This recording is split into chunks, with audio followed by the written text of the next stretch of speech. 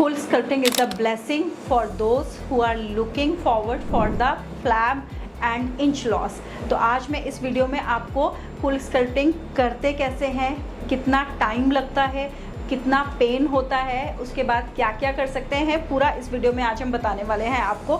And flaps के लिए आपको बहुत ज़्यादा लग रहा है कि आपका आर्म्स का एरिया बहुत हैवी हो गया है अगर आपकी प्रोपोर्शनेट बॉडी नहीं है। बहुत बार मैंने ये वेट लॉस के क्लाइंट्स का कंसर्न देखा है, proportionate body. What is proportionate body? Proportionate body वो होती है कि आपका tummy, arms, back, thighs equally fat divided होना चाहिए। तो ये होता नहीं था। जब लोग वॉक करने लगते थे तो मैंने देखा लेग्स का जो वेट होता है वो तो चला जाता था, पर बाकी एरिया बहुत ज़्यादा फैटी रहता था। जैसे आर्म पिट के पास फैट, आर्म्स में आपने देखा बहुत ज़्यादा हैवी आर्म्स हो गया है, या फिर थाइज में फ्लैप्स बहुत ज़्यादा है। तो फिर ऐसे केसेस में कूल स्कल्पटिंग बहुत अच्छा काम करता है। जिस एरिया में फैट प्रोपोर्शन ज़्यादा है वहाँ पे आप कूल स्कल्पटिंग ट्राई कर सकते हैं। जैसे मैंने इनको कूल स्कल्पटिंग लगाया हुआ है, आप देख सकते हैं टमी का जो फ्लैब है वो बहुत ज़्यादा हैवी था। तो हमने जब टमी के फ्लैब पे लगाया, client is very much comfortable. ये जितना फैट एक्स्ट्रा था वो इनके पास गया हुआ है।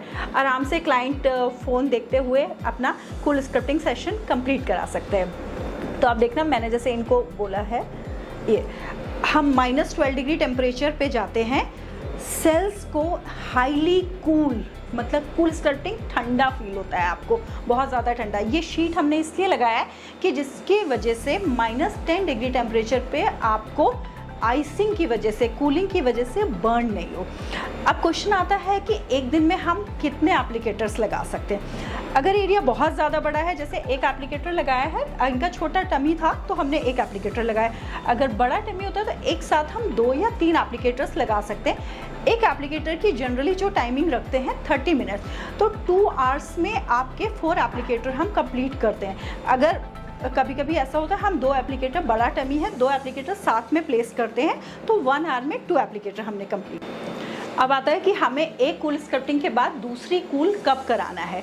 तो मैं आपको सबसे पहले बताऊं, अगर आपने अपने 4 एप्लीकेटर्स करा लिए हैं तो आफ्टर 25 डेज एंड 1 मंथ आपको अपने नेक्स्ट एप्लीकेटर्स कराने हैं।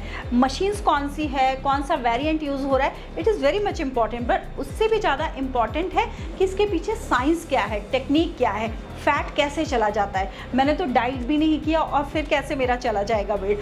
फ्लैप्स एक्स्ट्रा होते हैं हमारी बॉडी में, जो भी आपने छोटा मोटा फास्टिंग जब हमारा हो जाता है तो हमारी बॉडी अंदर की जो फूड का है जो वो यूज़ करना सीख लेती है। उस वजह से हम वेट लॉस अचीव करते हैं। और जब हम कूल स्कल्पटिंग करते हैं तो जो भी बॉडी के फैट्स हैं उस पर काम करना शुरू करते हैं। मशीन अच्छी कंडीशन की होनी चाहिए, वर्किंग होनी चाहिए। ऐसा नहीं होना चाहिए कि आपने सिर्फ प्रोब लगाया हुआ है और आपका फैट अंदर नहीं जा रहा है। तो हमेशा क्लाइंट खुद भी चेक कर सकते हैं कि जो फैट है उसमें सक्शन फील हो रहा है कि नहीं। एंड सक्शन में भी बहुत सारा वेरिएंट होता है कि आप जैसे मशीन में अगर किसी को कंफर्टेबल हो रहा है, जैसे ये वैक्यूम है 0.5 है, अगर कंफर्टेबल है तो हम 1 पे भी कर सकते हैं। क्लाइंट और कंफर्टेबल है तो 2 पर भी जा सकते हैं। जैसे फर्स्ट सिटिंग 1 वैक्यूम पे हमने किया, नेक्स्ट सिटिंग 2 वैक्यूम पे जाके गया। रिलीज का देखिए, ये मैं आपके सामने मैंने ये रिलीज किया। अब आप देख सकते हैं फैट रिलीज हो रहा है धीरे धीरे, स्लो और ज़्यादा उसने सक्शन किया। अब मैंने इसको स्लाइड किया, जैसे मैंने लाइट किया उसने रिलैक्स किया। तो जो डीप फैट है वो भी इसमें सक्शन होके, डीप फैट भी सक्शन होके ऊपर आता है, कूलिंग होती है। कूलिंग होने के बाद जितना भी कूलिंग की वजह से फैट है वो वहाँ पे सेल्स डेड होना। अब क्वेश्चन आता है कि मेरा कितना इंच लॉस हो जाएगा, मुझे कितनी बार विजिट करना पड़ेगा। तो सबसे पहली बात, अगर मैंने आज आपको 4 एप्लीकेटर्स लगाए हैं, इसके बाद नॉर्मल आपके ड्रेनेज सेशंस चलेंगे आफ्टर 15 डेज। उससे पहले कोई भी सेशन प्लान नहीं करना है। 15 डेज़ के बाद हम RF मतलब heat and RF and radio frequency करना शुरू करेंगे इसी जगह पे जहाँ पे हमने अपने एप्लीकेटर्स लगाए थे।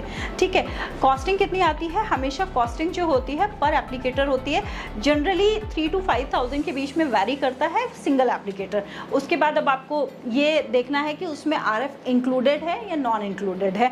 3 to 5,000 के बीच में single applicator, RF should be there.